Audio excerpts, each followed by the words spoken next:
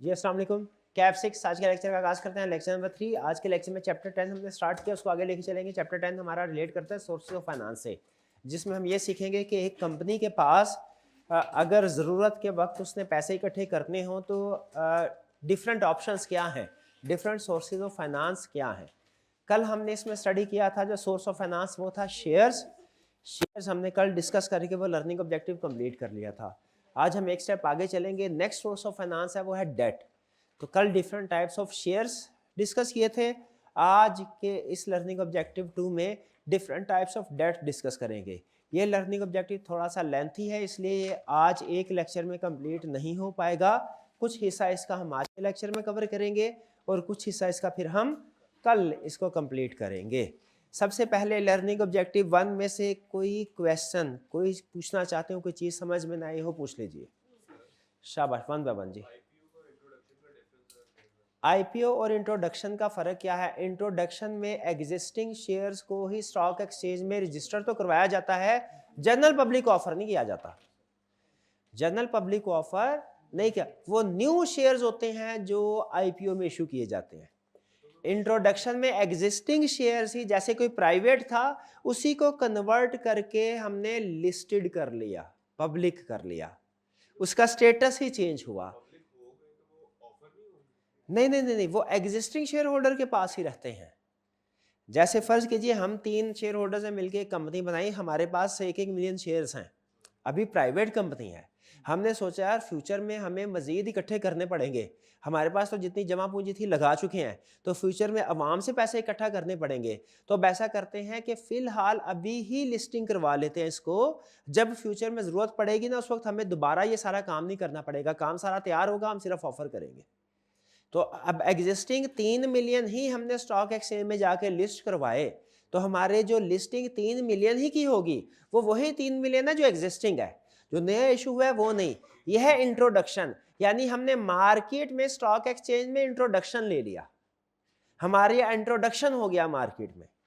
ठीक है, ये सेम होगा वही। हाँ, इसके बाद फर्ज कीजिए अगर मजीद शेयर इशू करते हैं आप, 7 मिलियन मजीद शेयर इशू करना है, तो वो जब जनरल पब्लिक को इशू करेंगे वो आईपीओ होगा। और की क्वेश्चन? अंडर राइटिंग का मतलब ये होता है कि हम किसी इंस्टीट्यूट के साथ एग्रीमेंट करते हैं, अगर हमारे शेयर जो हमने इशू करने हैं जनरल पब्लिक ने ना उठाए यानी ना बाय किए, तो फिर जो जितने शेयर उन्होंने ना बाय किए उतने अंडर राइटर एग्री करता है कि वो बाय करेगा। हाँ जी बिल्कुल, वो कोई ना कोई इन्वेस्टमेंट बैंक होता है नॉर्मली। ठीक है, वो गारंटी देता है कि अगर जनरल पब्लिक ने शेयर्स ना उठाए तो मैं ये शेयर बाय कर लूंगा। ठीक है, वो फिर इसके बदले में इसको, उसमें इसका इंटरेस्ट क्या होता है, जैसे इंश्योरेंस कंपनी वाले होते हैं ना, मैं आपसे सवाल पूछता हूं, इंश्योरेंस कंपनी वाले गारंटी देते हैं अगर आपके खुदा ना खास्ता गोदाम में आग लग गई तो जितना सामान जला हम पैसे देंगे। इसमें इंश्योरेंस वालों को क्या फायदा? हाँ, प्रीमियम पे अंडर राइटर को भी कमीशन मिलता है जो ये गारंटी देता है। और अगर कभी फर्ज कीजिए फर्क आ भी जाए तो फिर अंडर राइटर वो शेयर खुद बाय करता है। अच्छा, बाय करने के बाद फिर अपने पास रख लेता है, बाद में कंपनी के हालात बेहतर होते हैं, शेयर प्राइस इंक्रीज होती है तो वो बेच देता है।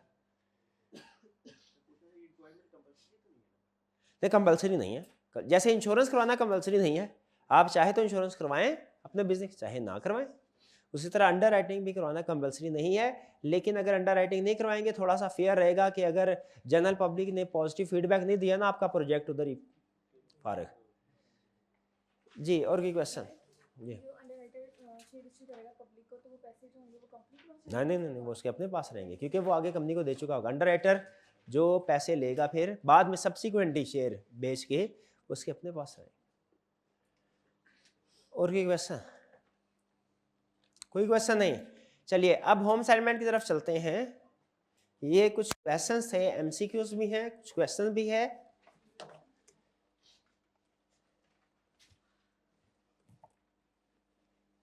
पहला, which type of share holder receive a fix dividend rate? Preference share holder. ठीक है, अच्छा, ऑर्डिनरी शेयर और प्रेफरेंस शेयर में फर्क क्या है? ऑर्डिनरी का डिविडेंड फिक्स नहीं होता, शेयर प्रेफरेंस शेयर होल्डर का डिविडेंड फिक्स होता है। अच्छा, ऑर्डिनरी में और प्रेफरेंस में सिमिलैरिटी क्या है? फाइनेंस के पॉइंट ऑफ व्यू से बताना है। दोनों इक्विटी है। और फाइनेंस के पॉइंट ऑफ व्यू से ऐसा कंसेप्ट बताया जो हमारे किसी फ्यूचर के चैप्टर में काम आता हो। कैल दोनों को डिविडेंड मिलता है आगे, दोनों का जो डिविडेंड होता है टैक्स के पॉइंट ऑफ व्यू से बताए, वो टैक्स डिडक्टेबल नहीं होता, टैक्स डिडक्टेबल नहीं होता। ये असूल जहन में रखिएगा। ये जब next chapter cost of capital पहुंचेंगे ना, तो टैक्स की एडजस्टमेंट जहन में रखिएगा। शेयर्स में नहीं होनी, चाहे ऑर्डिनरी शेयर है चाहे प्रेफरेंस शेयर्स है। और डेट के केस में होगी, चाहे वो बैंक लोन हो चाहे वो डिबेंचर्स हो, चाहे बैंक लोन हो चाहे इंटरेस्ट के केस में टैक्स एडजस्टमेंट होगी, चाहे इंटरेस्ट ऑन बैंक लोन हो चाहे इंटरेस्ट ऑन डिबेंचर हो। डिविडेंड के केस में टैक्स एडजस्टमेंट नहीं होगी, चाहे डिविडेंड ऑन ऑर्डिनरी शेयर हो चाहे dividend on preference share holder. Question number 2, what are two types of return earned by share holder. Share holder कौन कौन सा टाइप ऑफ रिटर्न अर्न करते हैं?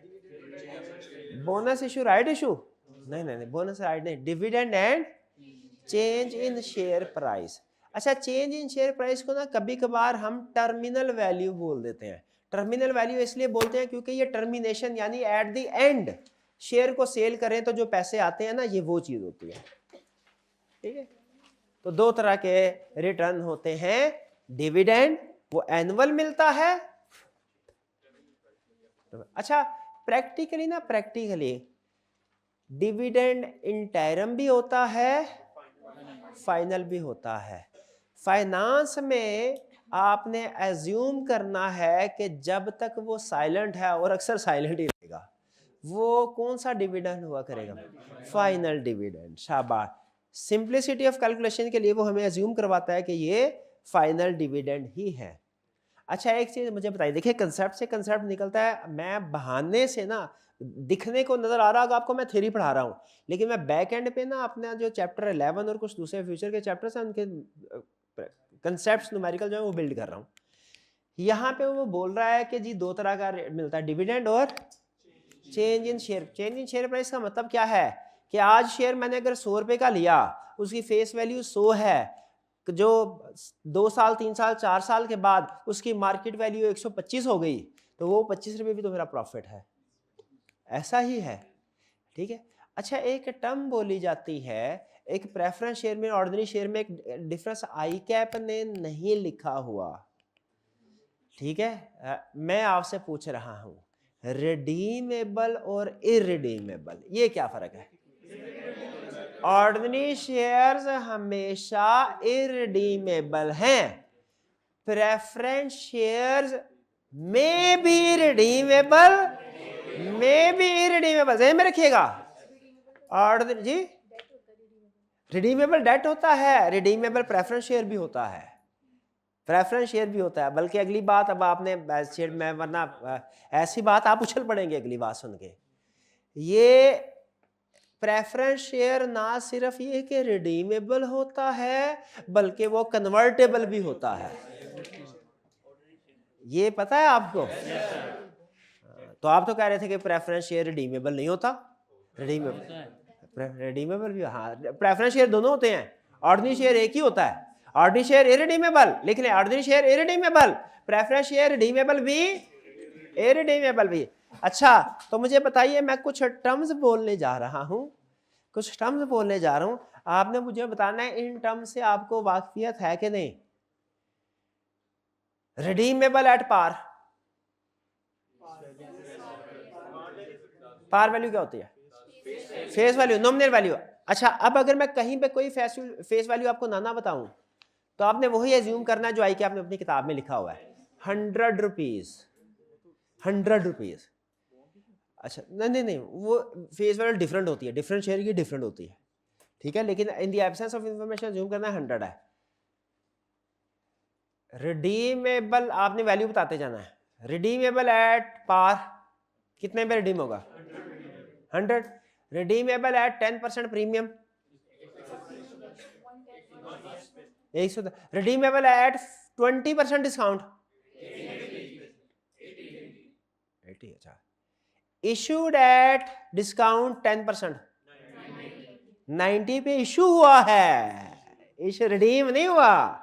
इशू हुआ है 90, issued at 10% redeemable at premium of, issued at discount of 10% redeemable at premium of 10%, issued 90 पे, redeemable 110 पे। अब अगर क्वेश्चन के अंदर ये रिडीमेबल इशूड के अल्फाज at par, at premium, at discount आएगा, समझ लेंगे? पक्की बात है। चलिए आगे चलते हैं। Question 3, which method is suitable for small amounts of financing? Small amounts of financing के लिए कौन सा? Private placement. ठीक है जी। अच्छा, और इनमें से कौन से वाला ऐसा है जो कि फाइनेंसिंग के लिए सूटेबल है ही नहीं? ना बड़ी फाइनेंसिंग के लिए छोड़े, बोनस इशू। शाबाश शाबाश। Question 4, what does AIM stand for?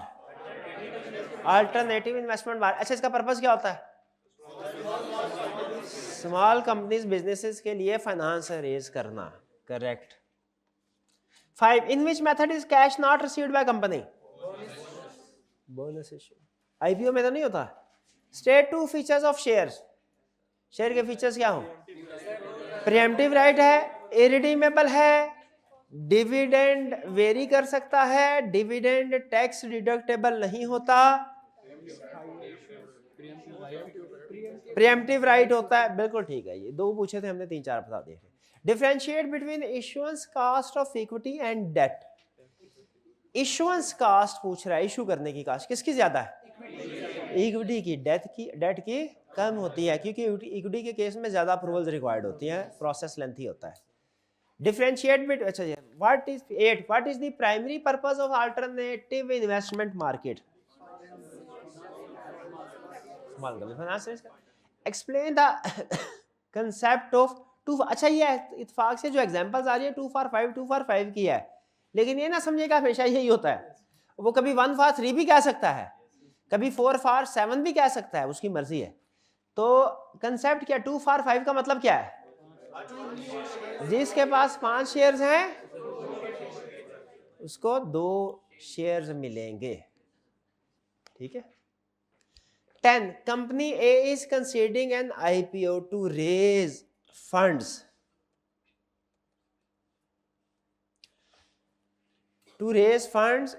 for its expansion plans. Outline the steps they need to take for the IPO process and discuss the role of various parties involved such as issuing house.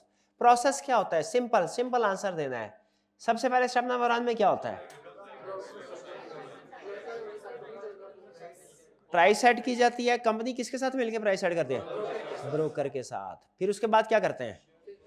Share normally है कि issuing house को कोई investment bank जो होता है ये bye कर लेता है।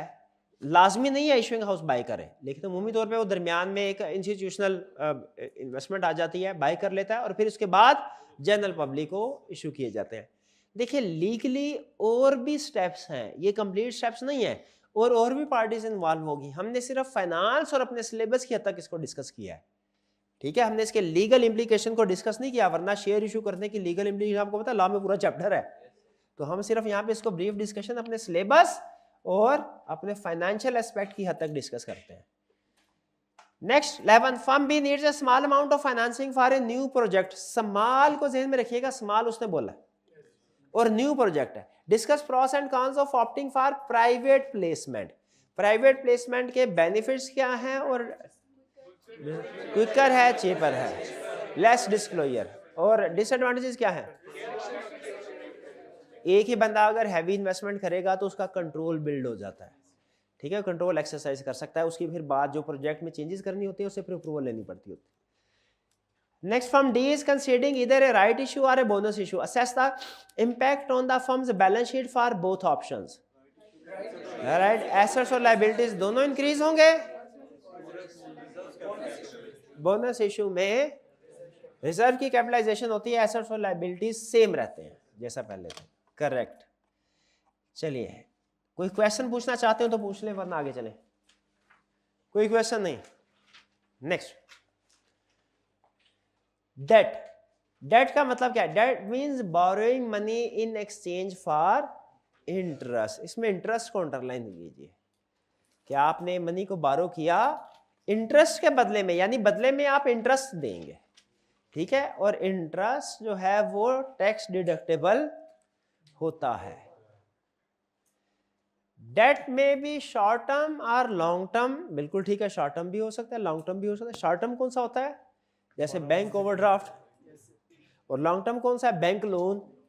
बैंक लोन नॉर्मली तब टर्म बोली जाती है जब लॉन्ग टर्म 3 साल 5 साल का लोन लिया हो बैंक से। अगर रनिंग फाइनेंस लिया हो ना, रनिंग फाइनेंस, ओवरड्राफ्ट, वो बैंक ओवरड्राफ्ट या रनिंग फाइनेंस कहलाता है, शॉर्ट टर्म है। अच्छा बताइए किसके ऊपर इंटरेस्ट पे करते हैं? दोनों के ऊपर इंटरेस्ट पे करते हैं। शाबाश शाबाश। फैक्टर्स इन्फ्लुएंसिंग, अच्छा डेट में भी रिडीमेबल, डेट रिडीमेबल भी हो सकता है, इरिडीमेबल भी हो सकता है। ठीक है, डेट इरिडीमेबल कैसे? इरिडीमेबल डिबेंचर्स, एक मिनट, इरिडीमेबल डिबेंचर्स हो सकते हैं कि नहीं हो सकते? डिबेंचर को ना हम बॉन्ड भी बोलते हैं, ठीक है, वो अमेरिकन लैंग्वेज में थोड़ा टर्मिनोलॉजी बात का डिफरेंट हो जाती है। जैसे स्टॉक आप बोलते हैं ब्रिटिश बुक्स के अंदर इन्वेंट्री को, लेकिन अमेरिकन बुक्स अगर अकाउंटिंग की आप देखें ना, उसमें स्टॉक शेयर्स के लिए भी टर्म यूज होती है। स्टॉक शेयर्स के लिए भी याद रखिएगा, यहाँ पे शायद किसी क्वेश्चन में आए भी। तो इन्होंने पूछा इरिडीमेबल डेट की एग्जांपल, इरिडीमेबल डेट की एग्जांपल है इरिडीमेबल डिबेंचर, रिडीमेबल होते हैं ना। और कोई क्वेश्चन? अब भाई पूछे क्वेश्चन आपसे, हाँ रिडीमेबल डेट की एग्जांपल बताइए। रिडीमेबल प्रेफरेंस शेयर नहीं, redeemable debenture. Redeemable preference share होंगे तो वो तो डेट से निकल के शेयर में चले जाएंगे, शेयर में चले जाएंगे। ठीक है, ठीक है। अच्छा कोई स्टूडेंट बता सकता है अगर हम प्रेजेंट वैल्यू कैलकुलेट करें यानी कॉस्ट ऑफ डेट कैलकुलेट करें, तो डेट रिडीमेबल हो या इरिडीमेबल हो, इसमें क्या फर्क पड़ता है? कोई फर्क नहीं पड़ता। इरिडीमेबल का ना क़यामत तक इंटरेस्ट मिलता रहता है, थ्योरेटिकली इरिडीमेबल मतलब ये ना, इरिडीमेबल क्या फर्क है इरिडीमेबल और रिडीमेबल में? इस चैप्टर के लिए रेलिवेंट क्वेश्चन नहीं है, कॉस्ट ऑफ कैपिटल के लिए बहुत रेलिवेंट है।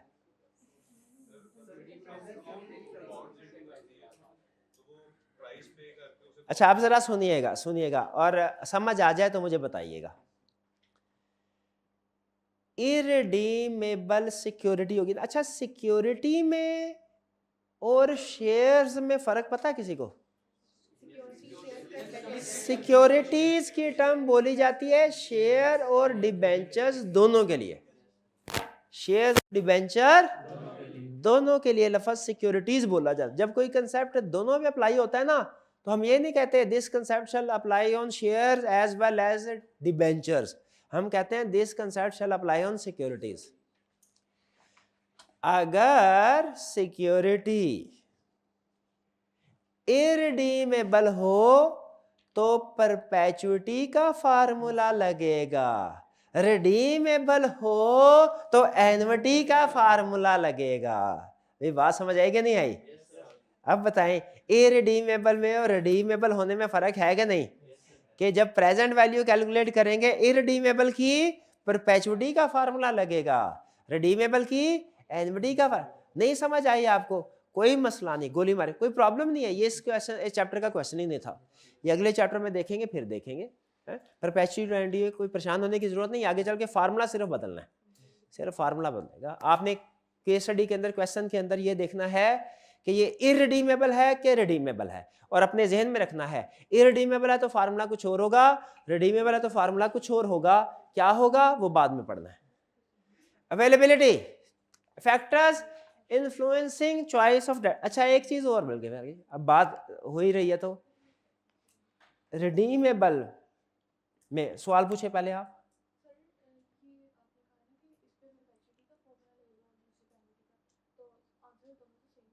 आंसर दोनों से सेम नहीं आएगा।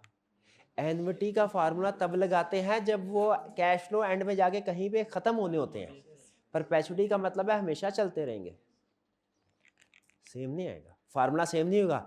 लिखें, इरिडीमेबल और रिडीमेबल का फार्मूला कभी सेम नहीं होगा।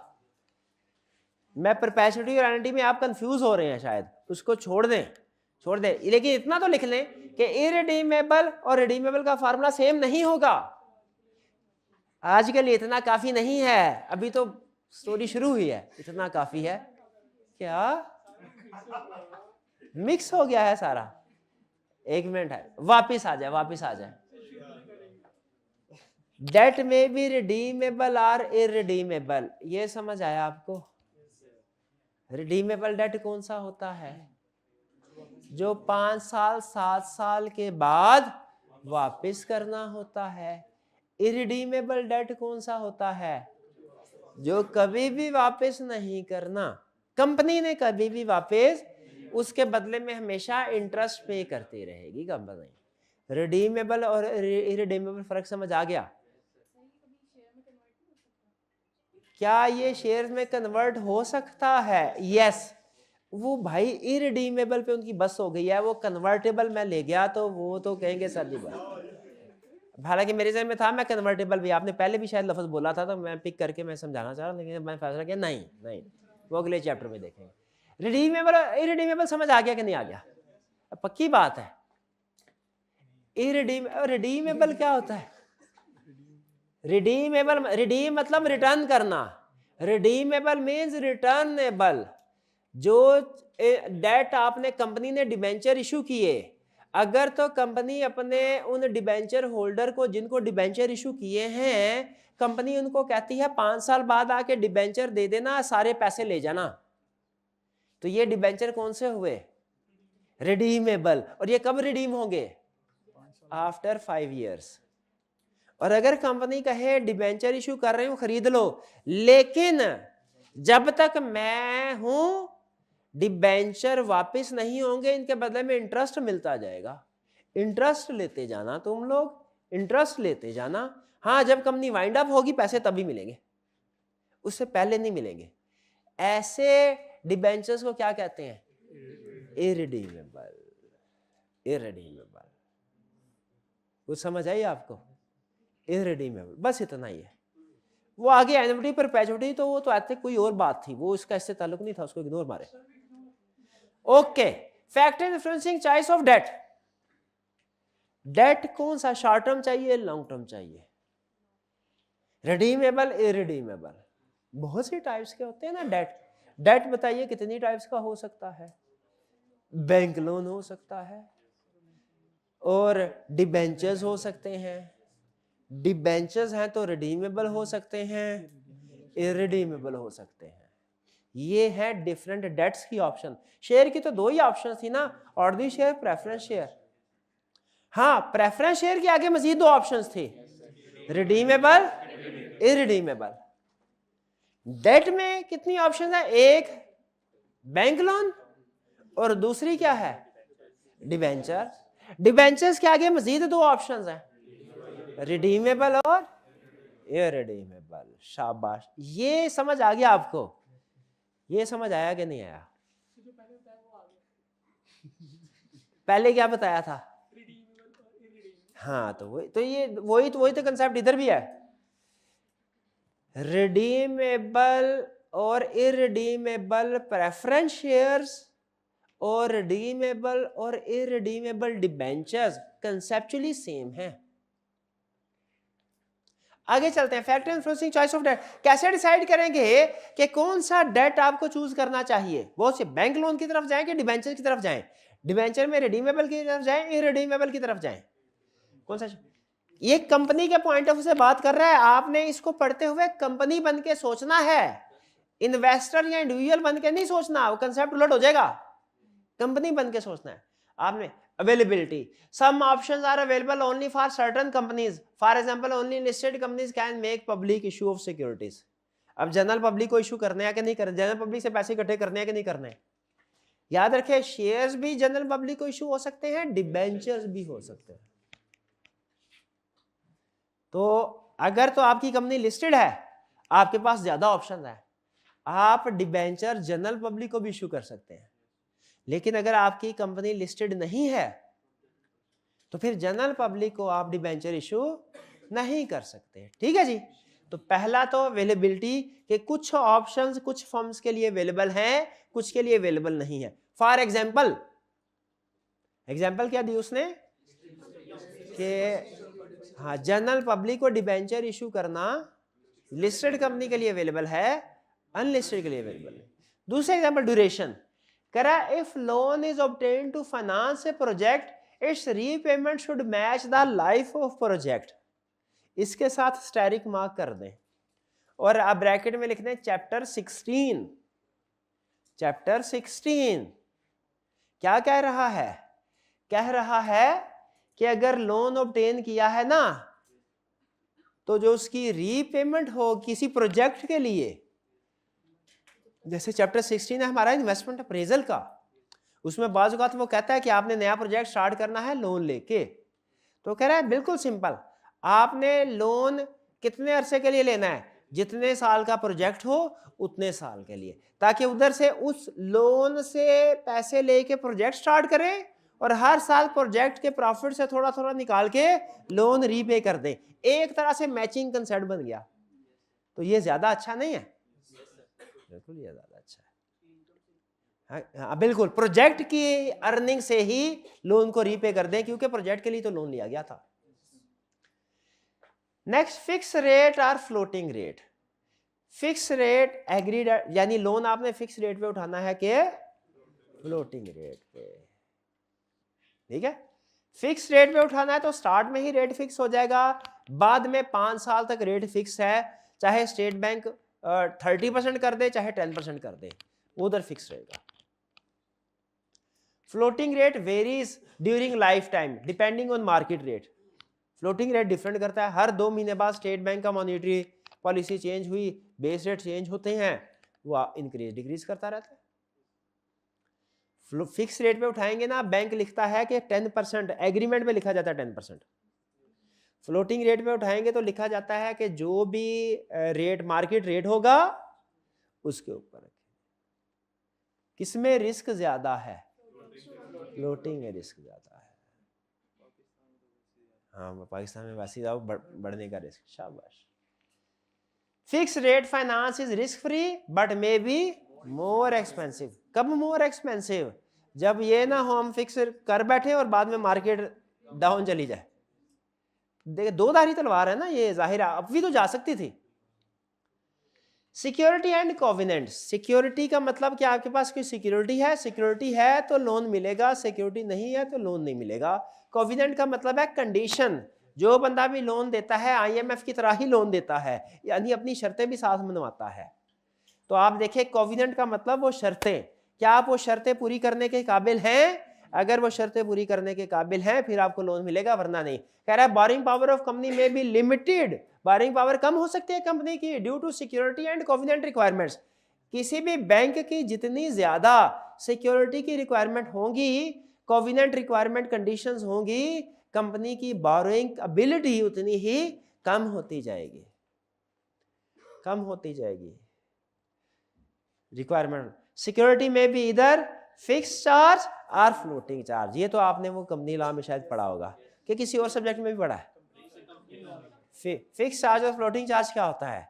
फिक्स चार्ज होता है स्पेसिफिक एसेट के ऊपर, और फ्लोटिंग चार्ज का मतलब क्या होता है? क्लास ऑफ एसेट्स के ऊपर। ठीक है, यानी जनरल कैटेगरी। जैसे अगर मैं कहूं इस AC के ऊपर आपका चार्ज है, ये कौन सा है? और अगर मैं कहूं इस क्लास के जितने भी AC हैं उन सब पे आपका चार्ज है, फ्लोटिंग चार्ज है। ठीक है जी, तो ये हमारा फिक्स्ड और फ्लोटिंग चार्ज। यहां तक कोई प्रॉब्लम? क्विकली एक दफा रिकैप करते हैं। अवेलेबिलिटी में क्या कह रहा है? कुछ ऑप्शंस किसी कंपनी के लिए अवेलेबल है, दूसरी कंपनी के लिए अवेलेबल नहीं है। ड्यूरेशन में क्या कह रहा है? लोन की ड्यूरेशन और जिस मकसद के लिए आपने लोन लिया है वो उसकी रीपेमेंट मैच करने चाहिए। फिक्स रेट और फ्लोटिंग रेट का मतलब क्या है? कि लोन फिक्स रेट भी हो सकता है, फ्लोटिंग रेट भी हो सकता है। अगर आप रिस्क को पसंद करते हैं तो कौन सा ऑप्शन उठाएं? फ्लोटिंग। और अगर रिस्क को पसंद नहीं करते, फिक्स। फिर कह रहा है सिक्योरिटी एंड कोविनेंट्स। जितनी ज्यादा सिक्योरिटी एंड कोविनेंट्स रिक्वायरमेंट्स होंगी, बोरोइंग पावर उतनी ही कम होती जाएगी। Advantages and disadvantages of debt financing. अच्छा, इस चैप्टर में जगह जगह एडवांटेजेस और डिसएडवांटेजेस आएंगे। असूल सुन लीजिए। अगर तो किसी जगह उसने देखें एज टीचर जो मेरे लिए एडवांटेज की बात है वो शायद आपके लिए एज स्टूडेंट एडवांटेज की बात ना हो। एज टीचर मेरे लिए एडवांटेज की बात क्या है कि मैं क्लास में कम क्वेश्चन डिस्कस करूं, आपको होम असाइनमेंट में ज़्यादा क्वेश्चन दे दूं ताकि मेरी क्लास की ड्यूरेशन कम हो जाए, जल्दी छुट्टी हो, मैं घर चला जाऊं। लेकिन आपका होम घर में बर्डन ज़्यादा हो जाएगा। ये मेरे लिए एडवांटेज है, आपके लिए डिसएडवांटेज है। इसी तरह हो सकता है आपके लिए जो एडवांटेज हो मेरे लिए डिसएडवांटेज हो। आपके सर 5 क्वेश्चंस हैं हमने करने हैं, बड़े बड़े क्वेश्चंस हैं, चले आप ऐसा कीजिए 3 क्वेश्चन क्लास में करवा दें, 2 क्वेश्चन हम घर में कर लेंगे। अब ये मेरे लिए डिसएडवांटेज है, मुझे खपना पड़ेगा, क्लास की ड्यूरेशन भी ज्यादा, बोलना पड़ेगा, आप तो स्कूल से बैठ के सुन रहे हैं। मेरे लिए आपके लिए एडवांटेज है, चलो क्लास में सारी प्रैक्टिस हो गई, घर जाके कम प्रैक्टिस करना पड़ेगी, ऐसे ही है। लेकिन बाज़ औक़ात होता है कुछ चीज़ें दोनों के लिए एडवांटेज वाली है, दोनों चीज़ लिए डिसएडवांटेज की भी हो सकता, ऐसा भी हो सकता है। अब सुन लीजिए, एडवांटेज और डिसएडवांटेज में अक्सर वो दोनों पार्टीज के पॉइंट ऑफ व्यू से बताएगा। लोन लेने वाले के पॉइंट ऑफ व्यू से भी, लोन देने वाले के पॉइंट ऑफ व्यू से भी। लोन लेने वाली होती है कंपनी और लोन देने वाले को कहते हैं इन्वेस्टर, क्योंकि वो बदले में कोई ना कोई रिटर्न हासिल कर रहा है। सुनिए असूल, ताकि आप कंफ्यूज ना हो पढ़ते हुए। अगर तो उसने कंपनी और इन्वेस्टर के एडवांटेज डिसएडवांटेज डिस्कस कर रहा है किसी भी टाइप के, अगर तो कंपनी और इन्वेस्टर उसने अलग-अलग डिस्कस किए हैं तो आपने कंपनी के एडवांटेजेस डिसएडवांटेजेस पढ़ते हुए सिर्फ कंपनी बन के सोचना है कंपनी के साइड पे, और इन्वेस्टर के एडवांटेजेस डिसएडवांटेजेस पढ़ते हुए इन्वेस्टर की साइड से सोचना है। लेकिन कुछ जगह पे उसने ये क्लासिफिकेशन नहीं की, सीधा ही एडवांटेज और डिसएडवांटेजेस दिए हैं, दोनों के अलग-अलग नहीं किया। इसका मतलब पता क्या होगा कि एडवांटेजेस में कंपनी के एडवांटेजेस भी आ रहे होंगे, इन्वेस्टर्स के भी। इसमें आप कंफ्यूज हो जाएंगे कि यार ये तो कंपनी के लिए नुकसान की बात है, उसने एडवांटेजेस में क्यों लिखी हुई है? इन्वेस्टर के पॉइंट ऑफ व्यू से बस उसने मिक्स कर दिया। फिर डिसएडवांटेज में आप कहेंगे नहीं नहीं ये तो कंपनी का एडवांटेज है, तो उसने डिसएडवांटेज में क्यों लिखा हुआ है?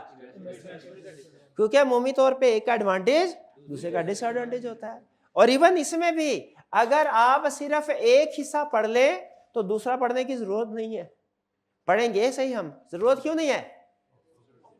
एक का एडवांटेज उसका डिसएडवांटेज, उसका डिसएडवांटेज इसका एडवांटेज। तो स्टार्ट करें एडवांटेजेस एंड डिसएडवांटेजेस। ठीक है, चलिए आगे चलते हैं। पहले है फॉर कंपनी। अब हम कंपनी बन जाना है, अब इन्वेस्टर नहीं बनना, आपने कंपनी बन जाए। बन गए कंपनी। एडवांटेज क्या है? Cheaper as tax deductible. Agree करते हैं? करते हैं तो टिक लगाएं साथ। टिक लगाएंगे तो मुझे समझ आएगी कि आपको समझ आ गया है, ताकि गवाही रहे कि ये आपको समझ। टैक्स डिडक्टेबल है ना, इसका मतलब है इसमें टैक्स डिडक्शन होगी, टैक्स डिडक्शन होगी। याद रखिएगा, कॉस्ट ऑफ कैपिटल में भूलना जाइएगा। ये ना हो कि आप इंटरेस्ट पेमेंट के ऊपर टैक्स डिडक्शन ना करें और डिविडेंड के ऊपर कर दें। कॉस्ट ऑफ कैपिटल के चैप्टर में ऐसा ही करेंगे ना आप? फिर क्या करेंगे? हाँ जी, जब आपने इंटरेस्ट की कॉस्ट कैलकुलेट करनी है, टैक्स की डिडक्शन करनी है। डिविडेंड की कॉस्ट कैलकुलेट करनी है, टैक्स डिडक्शन नहीं करनी, क्योंकि इंटरेस्ट टैक्स डिडक्टेबल है, डिविडेंड टैक्स डिडक्टेबल नहीं है। आगे चलते हैं। चीपर है, चीपर हो गया ना, क्योंकि जब डिडक्शन होगी कॉस्ट कम आएगी। No voting rights. जो डेट लेता है उसको कोई वोटिंग राइट्स नहीं मिलते, वो तो शेयर्स वाले को मिलेंगे, शेयर में भी बल्कि ऑर्डिनरी शेयर वाले को मिलेंगे। कंपनी के लिए फायदा है कि नहीं है? डिसीजन मेकिंग पावर शेयर नहीं हो रही किसी के साथ। Limited payment in high profit. Company धड़ाधड़ कमा रही, बेतहाशा कमा रही है, 50%, 60%, 70%, लेकिन इंटरेस्ट कितना दे रही है? वैसे। लेकिन अगर शेयर होते तो फिर उसके लिहाज से पे करना पड़ता। तो समझ आ रहा है कि हाई प्रॉफिट है ना जब लिमिटेड पेमेंट है, लिमिटेड पेमेंट। फिर लो इश्यूएंस कास्ट। इश्यूएंस कास्ट लो, तो पढ़ चुके हैं ना, लीगल रिक्वायरमेंट कम होती। डिसएडवांटेजेस क्या है? Security to be provided, security provide करनी पड़ेगी, शेयर्स में नहीं करनी पड़ती। पेमेंट इवन इन लॉस और लो प्रॉफिट्स, अगर लॉस है लो प्रॉफिट है तब भी पेमेंट। अच्छा एक तरफ कह रहा था हाई प्रॉफिट, खुश हो रहा था, हाई प्रॉफिट होगा मुझे कम पैसे देने पड़ेंगे, ये प्लस है।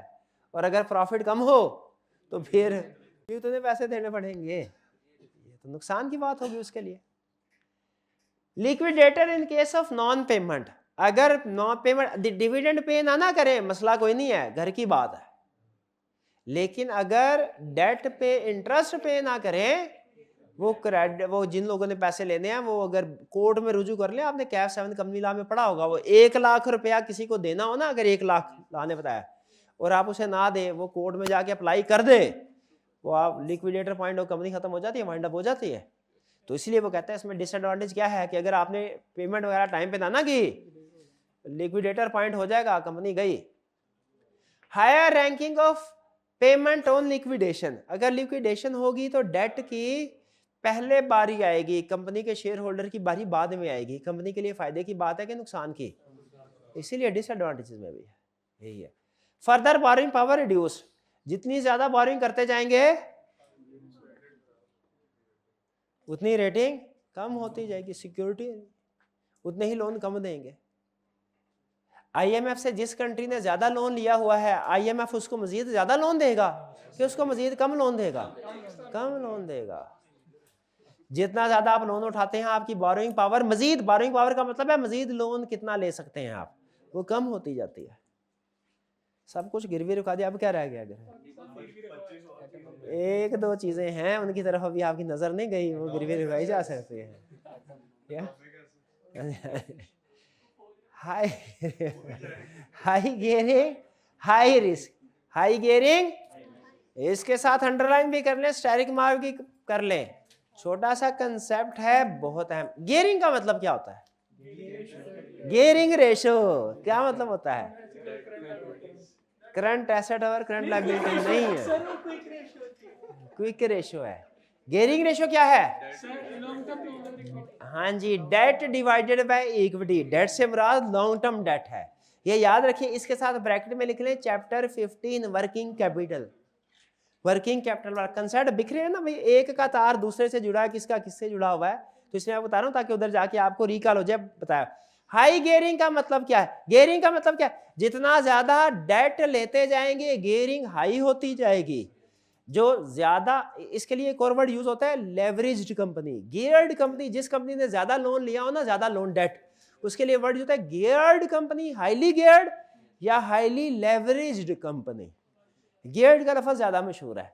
हाई गियर, जिस कंपनी की डेट ज्यादा होता जाता है उसमें रिस्क ज्यादा होता है। बताइए कैसे? रिस्क डिफॉल्ट का, कि वो डिफॉल्ट कर सकती है, डिफॉल्ट कर सकती है। ठीक है, हाई रिस्क, ये पता समझ आई? हाई गियरिंग कि जितने ज्यादा डेट उठाते जाएंगे आपका रिस्क भी बढ़ता जाएगा। अच्छा चले यहाँ पे रुके, अगर इजाजत दें थोड़ी गपशप कर लो, भाई कंफ्यूज तो नहीं हो जाएंगे। अच्छा, क्या हम रिस्क को कैलकुलेट कर सकते हैं?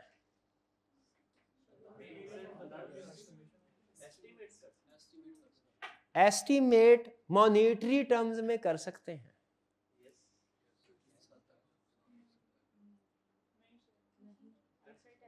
क्या सिर्फ आप ये कह सकते हैं कि रिस्क हाई है, रिस्क लो है, या ये भी कह सकते हैं रिस्क 2.3 है, रिस्क 1.2 है, इस प्रोजेक्ट का रिस्क 1.2 है, इस प्रोजेक्ट का रिस्क 2.3 है? कैलकुलेट हो सकता है? यस, इसका जवाब है कैलकुलेट हो सकता है, कैलकुलेट हो सकता है। इसका फार्मूलाज डिटेल है, वो हमारे सिलेबस में नहीं है, वो सीफैप लेवल पे आप पढ़ेंगे। रिस्क जब कैलकुलेट होता है तो इसको पता है क्या कहते हैं? इसको कहते हैं बीटा। बीटा बीटा बीटा पता कैसे लगाते हैं? बीटा बीटा कैसे लगाते हैं? हाँ, बी की लिखे डंडी, बिल्कुल उसकी खींच दे, ऐसे ही है, शाबाश।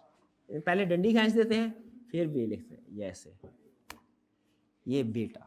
बीटा ये है रिस्क, रिस्क बीटा।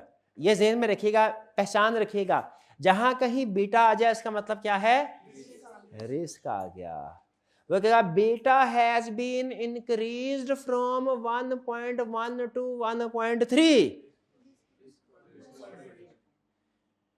अब कॉस्ट ऑफ कैपिटल का वो सवाल पूछूं आपसे जो स्टूडेंट्स को बहुत ही मुश्किल लगता है, पूछूं? वो कैलकुलेशन भी होती है उसमें, आधा मुश्किल कैलकुलेशन में, आधा मुश्किल कंसेप्ट में। मैं सिर्फ कंसेप्ट वाला पूछ रहा हूं। एक कंपनी का बीटा इंक्रीज हो गया, उसकी कॉस्ट ऑफ कैपिटल पे क्या फर्क पड़ेगा? इंक्रीज हो जाएगी, डिक्रीज हो जाएगी, नो इफेक्ट। कितने स्टूडेंट का इंक्रीज होगी? इंक्रीज होगी, शाबाश। कितनों का ख्याल डिक्रीज होगी? इंक्रीज होगी। ये किस वजह से? हाई गेयरिंग है, हाई रिस्क। हाई रिस्क का मतलब बीटा हाई हो गया कंपनी का, high risk high return. High gearing high risk एक कंसेप्ट है, हाई रिस्क हाई रिटर्न दूसरा। जब रिस्क हाई होगा ना तो जो इन्वेस्ट करने वाले हैं वो कहेंगे हम इन्वेस्ट नहीं करेंगे, तुम लोगों का रिस्क हाई है, डूब सकते हो, उन्हें फिर ज्यादा ऑफर करना पड़ेगा। तो ये जहन में रखिएगा, जब रिस्क हाई यानी beta increase, cost of capital will increase. ये चैप्टर 11 का कंसेप्ट अभी लिख लें। If beta is increased, cost of capital will increase. Beta के साथ नीचे लिख दीजिए रिस्क, क्योंकि 2 दिन के बाद भूल जाना आपको कि बीटा का मतलब क्या था। बीटा मतलब रिस्क। अगर रिस्क इंक्रीज हुआ, क्योंकि रिस्क इंक्रीज से रिटर्न इंक्रीज होता है ना, तो जो इन्वेस्टर करेगा ना वो हाई रिटर्न मांगेगा, हमें उसे ज्यादा पैसे देने पड़ेंगे, वरना हम इन्वेस्ट नहीं करेगा। चले वापिस आ जाए। फॉर इन्वेस्टर्स, अब इन्वेस्टर बन जाए, कंपनी को छोड़े गोली मारे, अब इन्वेस्टर बन गए इन्वेस्टर। अब आपने पैसे देने हैं और आपको इंटरेस्ट मिलना है। एडवांटेजेस क्या है? No risk of variation in income, fixed return आएगा, ये नहीं कभी कम कभी ज्यादा कभी है ही नहीं, कोई चक्कर नहीं है। Liquidator in case of non payment, अरे ये तो डिसएडवांटेज था, एडवांटेज में कैसे आ गया? हाँ, हम अब इन्वेस्टर, अब हमारे फायदे के लिए, वो हमारे लिए आया है लिक्विडेटर, कंपनी को बेच के हमें पैसे देगा। कंपनी के लिए डिसएडवांटेज है, हमारे लिए एडवांटेज है। सिक्योर्ड, अरे ये तो डिसएडवांटेज था, सिक्योरिटी टू बी प्रोवाइडेड, ये एडवांटेजेस में कैसे आ गया? वो हम इस वक्त इन्वेस्टर हैं, हमारे लिए सिक्योरिटी होना अच्छी बात है। कंपनी ने अगर पैसे वापस ना किए, सिक्योरिटी को बेच सकते हैं। Higher ranking of payment on liquidation, अरे ये तो डिसएडवांटेज में था, इधर कैसे आ गया? इन्वेस्टर है, क्योंकि अगर हमारा रैंक ऊपर होगा, कंपनी का नीचे होगा, शेयर होल्डर का, हमारे लिए प्लस है, उनके लिए नेगेटिव है। डिसएडवांटेज क्या? नो वोटिंग राइट्स, ये तो एडवांटेज में था, ये कंपनी के एडवांटेज में है, ये इन्वेस्टर के लिए। Limited payment in high profits, company के लिए एडवांटेज है, इसके लिए कि हाई प्रॉफिट होंगे। वो सोच रहा होगा इसको उधार दिया था, खुद लाखों करोड़ों कमा रहा है और मुझे ये सिर्फ इंटरेस्ट ही दे रहा है, खुद करोड़ों कमा रहा है, ये ऐसे सोचते होते हैं लोग। मेरी दुकान इतनी चला दी, इतनी चल गई इसकी है, अब तो ये लाखों में खेल रहा है, अच्छा मैं ऐसा करता हूँ अगले महीने किराया बढ़ाने की बात करता हूँ, ऐसे होता है। तो limited payment in high profit, इसके लिए टेंशन वाली बात होती है। हाई रिस्क इफ अनसिक्योर्ड, अगर अनसिक्योर्ड होगा तो रिस्क हाई है, इसका मतलब है डेट सिक्योर्ड भी हो सकता है, अनसिक्योर्ड भी हो सकता है। प्रैक्टिस में ना अभी तो आपको कहा जाता है ना कि डेटर ओवरड्यू हो गए, प्रोविजन रिकॉर्ड कर दो 20%, 50%, 60%। प्रैक्टिस में ये भी देखा जाता है कोई सिक्योरिटी है कि नहीं। सिक्योर्ड डेट के ऊपर परसेंटेज कम होती है, अनसिक्योर्ड डेट्स के ऊपर परसेंटेज ज्यादा होती है, ज्यादा होती है। बताइए, बैंक ने लोन दिया होता है, बदले में अपने पास गिरवी चीजें रखवाई होती है ना। अगर पार्टी डिफॉल्ट करती है, वो प्रोविजन रिकॉर्ड करते हैं कि नहीं करते? वो देखते हैं सिक्योरिटी है कि नहीं। सिक्योरिटी सफिशिएंट हो तो फिर ज्यादा प्रोविजन रिकॉर्ड करने की जरूरत नहीं होती। फिर नीचे गेयरिंग को बता रहा है, ये इसको ध्यान में रखिएगा, ये कंसेप्ट आगे यूज होगा, ठीक है, फ्रीक्वेंटली नहीं, लेकिन 2-3 क्वेश्चन में यूज होगा। Gearing is the ratio of debt to equity. यहाँ पे डेट से मुराद कौन सा डेट है? Long term loan. ये ज़हन में रखिएगा, लॉन्ग टर्म है। वो बैलेंस शीट दी थी उसने, उसमें लॉन्ग टर्म शॉर्ट टर्म दोनों थे, उसने दोनों को फिट कर दिया, higher debt means higher gearing ratio. If company is highly geared, equity finance will be better option. अगर कंपनी हाईली गियर्ड है ना, तुम लोगों को और लोन कोई नहीं देगा, अपने पैसे अरेंज करो। अगर ऑलरेडी आईएमएफ से बहुत ज्यादा पैसे ले लिए हुए ना, आईएमएफ नहीं और मजीद देगा, अपने सोर्सेज से अरेंज करने की कोशिश करो। लेकिन अभी दे रहा है, अभी इसका मतलब पता है कुछ दम कम है इधर। चले, different types of debt instruments. Different types क्या है डेट इंस्ट्रूमेंट्स की? जी, हायर रैंकिंग वाला। हाँ, हायर रैंकिंग देखें, जब कभी कोई कंपनी लिक्विडेट होती है ना, तो अपॉइंट होता है एक लिक्विडेटर। उस लिक्विडेटर का काम होता है कि कंपनी के सारे एसेट्स बेच के लायबिलिटी पे करे। लेकिन लायबिलिटी की तरतीब लगती है, लाइन लगती है प्रैक्टिकली, पहले किसको पे करना है, बाद में किसको करना है। इसकी एक तरतीब कंपनीज एक्ट में दी गई है, हमारे सिलेबस में नहीं है। उसमें वो गैस कीजिए सबसे पहले किसकी बारी आती है? प्रेफरेंस सिक्योर्ड क्रेडिटर्स के। सिक्योर्ड की फिर अनसिक्योर्ड की आगे पहले डेट के, सारे गलत। सबसे पहले बारी आती है गवर्नमेंट ड्यूज की, जो गवर्नमेंट को पैसे देने हैं, सबसे पहले वो क्लियर किए जाते हैं। उसके बाद फिर सिक्योर्ड की बारी आती है, डेट क्रेडिटर में से सिक्योर्ड की, फिर अनसिक्योर्ड की, फिर उसके बाद शेयर होल्डर की बारी आती है, पहले प्रेफरेंस की, फिर अगर बचे तो फिर ऑर्डिनरी शेयर होल्डर की। तो यही वो कह रहा है कि अगर आपने डेट लिया हुआ है ना, तो जब कंपनी लिक्विडेट होगी तो आपकी रैंकिंग यानी आपकी बारी पहले आएगी शेयर होल्डर की निस्बत से। गवर्नमेंट सारा कुछ खत्म हो गया तो खत्म, कुछ भी नहीं मिलना, फिर कुछ भी नहीं मिलना। आपको ऐसी कंपनी में इन्वेस्टमेंट ही नहीं करनी चाहिए थी ना। ठीक है जी, नेक्स्ट और की क्वेश्चन। अच्छा, अब है different types of debt instrument. Instrument का मतलब है piece of paper,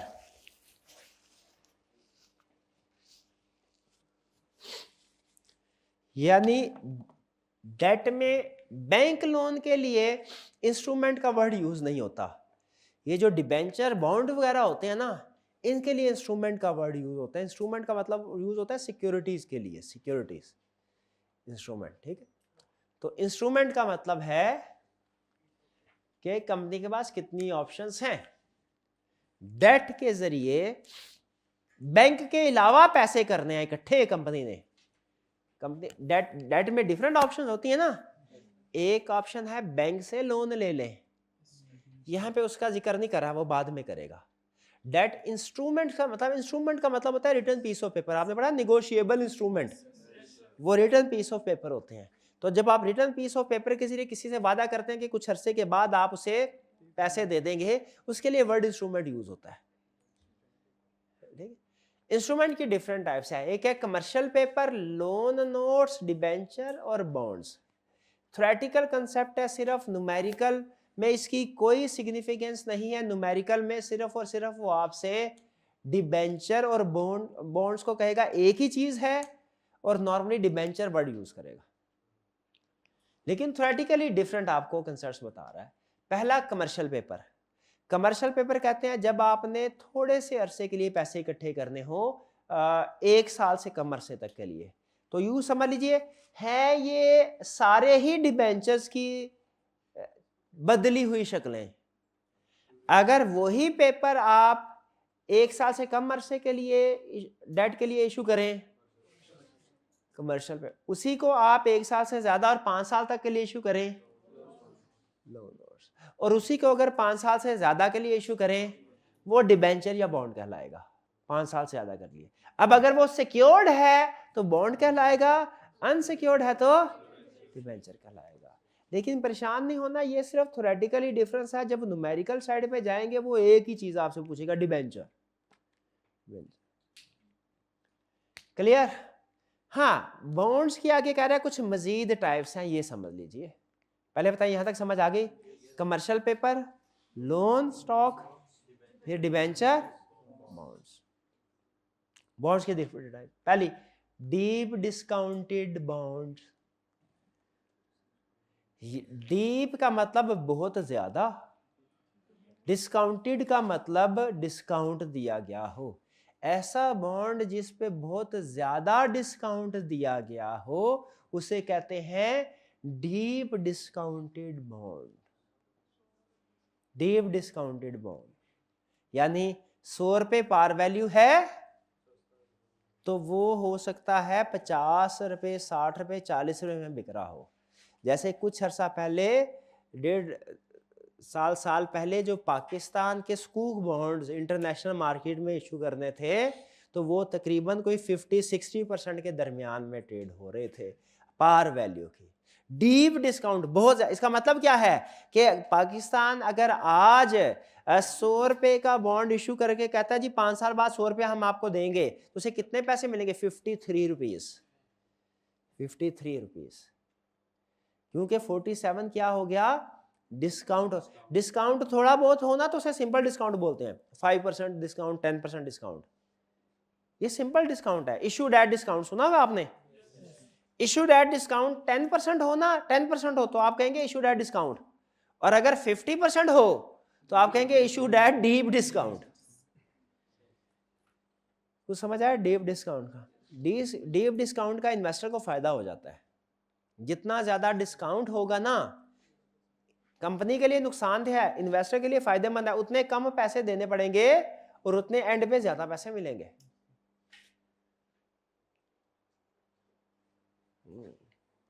Warren Buffett ने अपनी इन्वेस्टमेंट स्ट्रेटजी में एक स्ट्रेटजी है बताइए, उसने कहा है अच्छा शेयर जब आपने खरीदना है ना मार्केट से, अच्छा शेयर पहले कैलकुलेशन करके उसके ऊपर नजर रखनी है।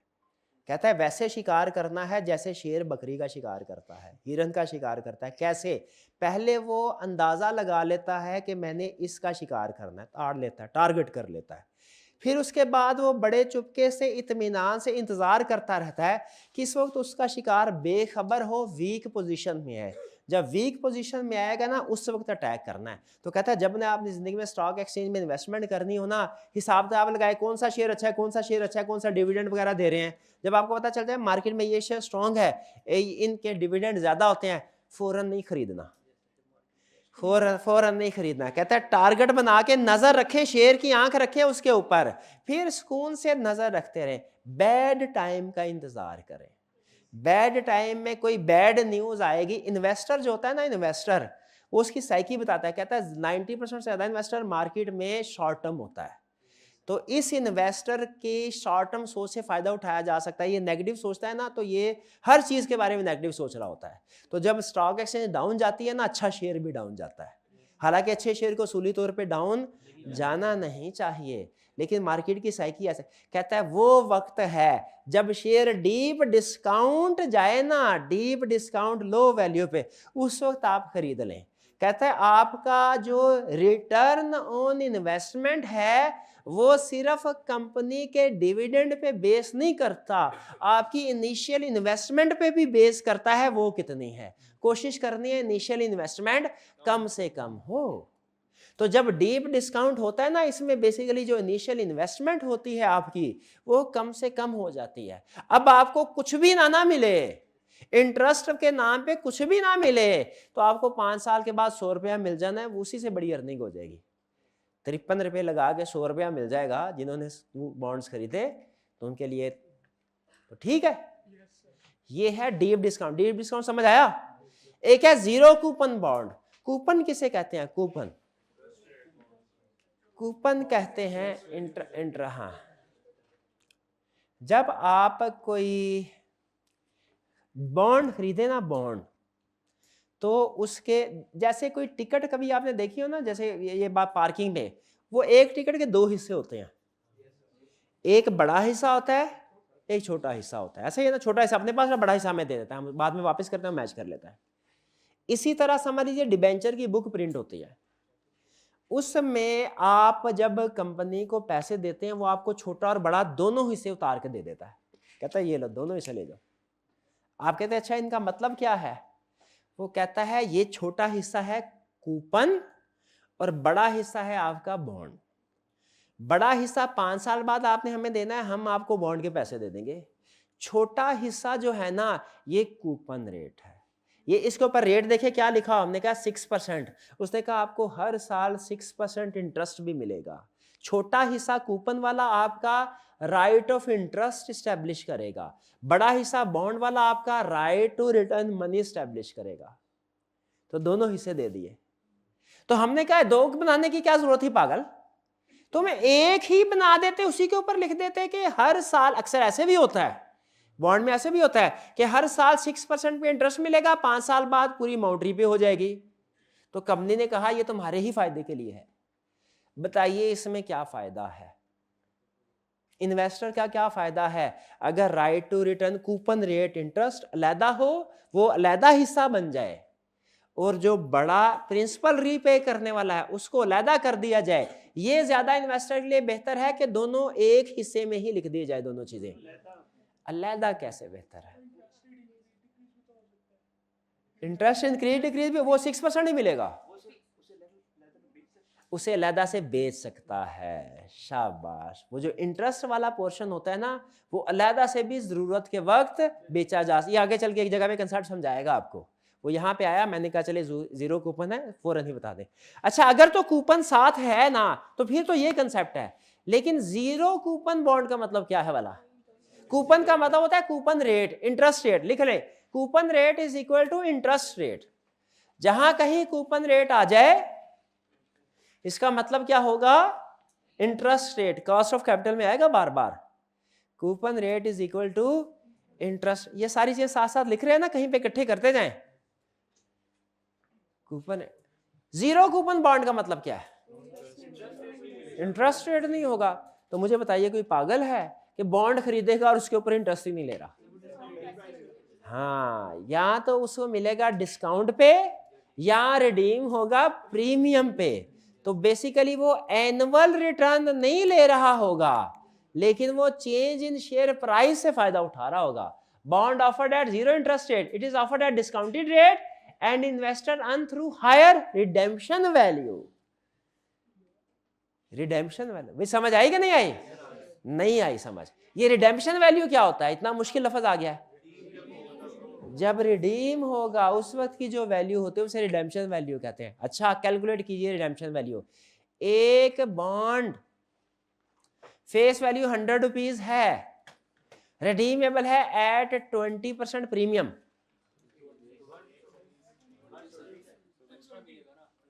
हाँ, रिडेम्पशन वैल्यू क्या है? 120। बिल्कुल ठीक है, ठीक है।